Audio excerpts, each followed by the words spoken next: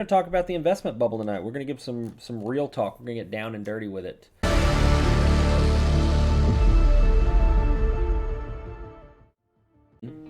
Yeah, everybody has their thoughts on what the card bubble is going to look like, is doing, whether the investment bubble is going to pop, etc., etc.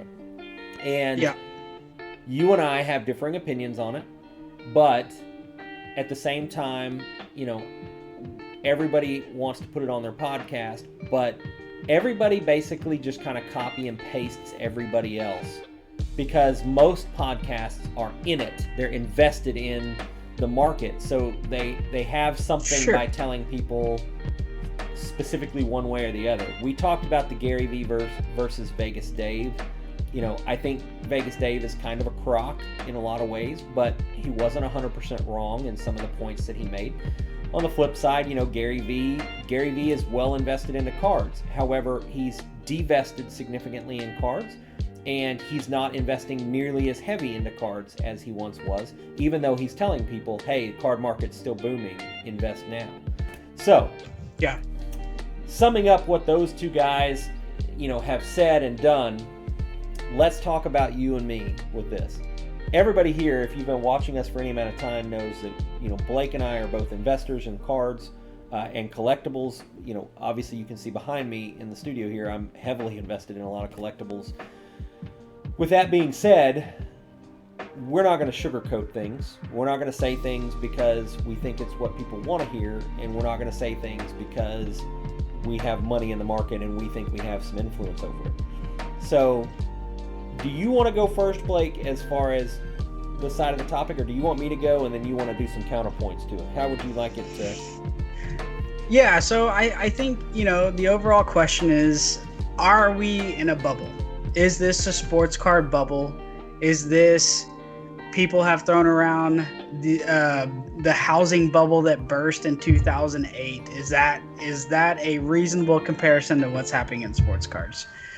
I'm going to come in on the position of no, we are not in a sports card bubble. I think that we are in a legitimate investing environment where there is so much money being pumped into sports cards.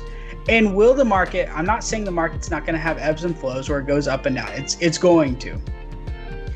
I think that overall, we are not in a bubble. I think that the money is just going to move around. I think that it is going to go from modern to vintage. And then I think as we go into the different seasons, as we go into the different sports, it can move back to modern depending on a rookie class, depending on a hot season, or, a lot of hype behind a certain team or something like that. I think that the money's going to move around, but I don't think the money's just going to dry up. I don't think that it's going to be pulled out of this market. And I think that there are a couple different reasons why. I think that the amount of new people coming in to invest, brand new people, we've seen lots of them buying into our breaks. First break ever kind of thing. Right. That's like a nightly occurrence. It's happening every single night. So the amount of people that are coming in are going to drive supply, and then or drive demand, I mean. And we still walk into your local Target or Walmart. There's obviously not enough supply to meet that demand. And I think as demand continues to grow, as long as Panini and Topps don't overprint, as long as they protect their product, which is a big if, right? Companies have to make money. I get that. They make money by printing more cards. I get that.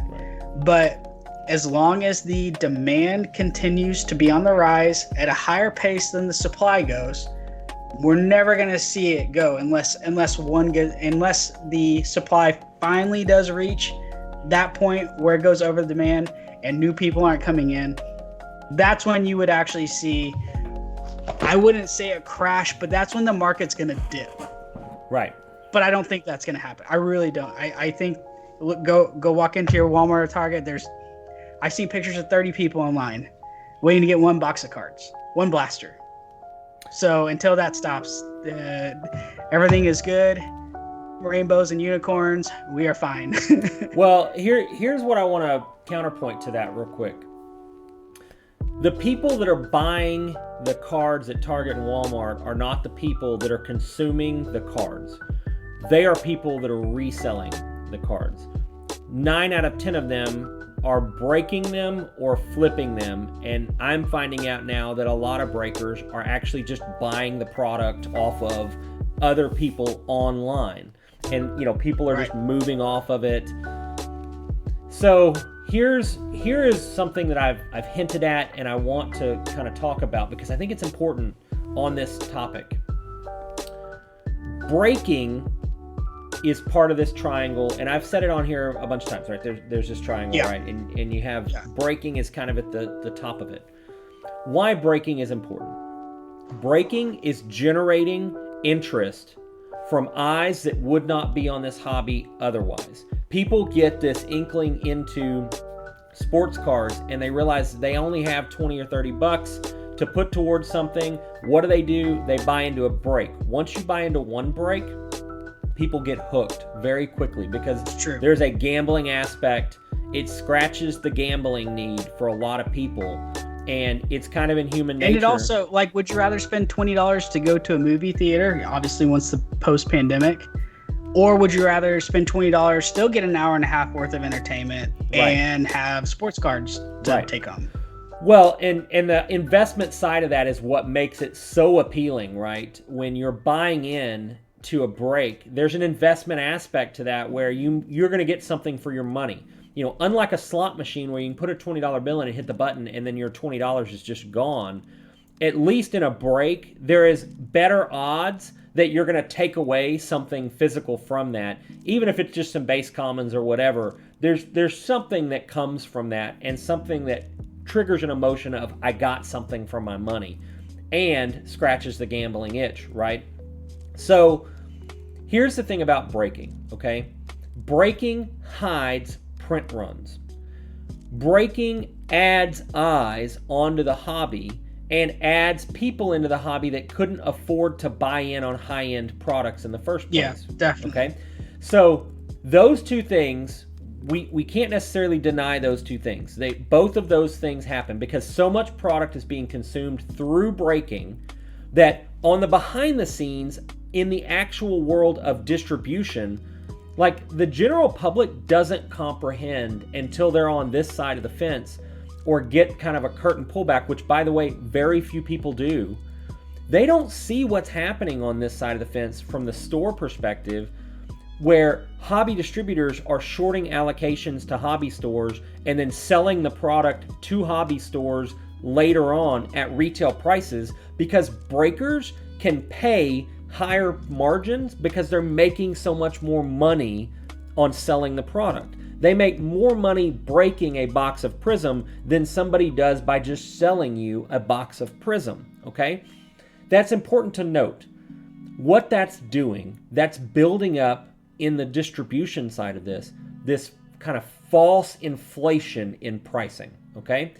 It's also causing distributors to push through more product as far as people buying and consuming the product, because a breaker is going to buy into multiple breaks, right? I've got $20 I'm buying in. I'm getting my, whatever team. Let's say I've got $50 I buy in the Chargers on something, a mid-card product, and I've got $50 and I buy in the Chargers on this product. And then next week I get paid. I buy $50 on the Chargers here and $50 on the Chargers there, and that's what I'm doing. Okay. More product is being consumed through that than would be if guy with $50 just went and bought a single Justin Herbert card, okay? More product is being consumed that way than if that guy took his $50 and said, I want to go buy a pack of Prism, okay? What it was before breaking took this mainstream appeal is boxes were consumed on this level, and then breaking took over to be such this, kind of enormous thing that people are doing. And the product consumption has probably increased more than 10 times because of breaking. I understand that people that don't break want to discount this idea that breaking's just kind of a thing and, it's not impacting the investment side of things.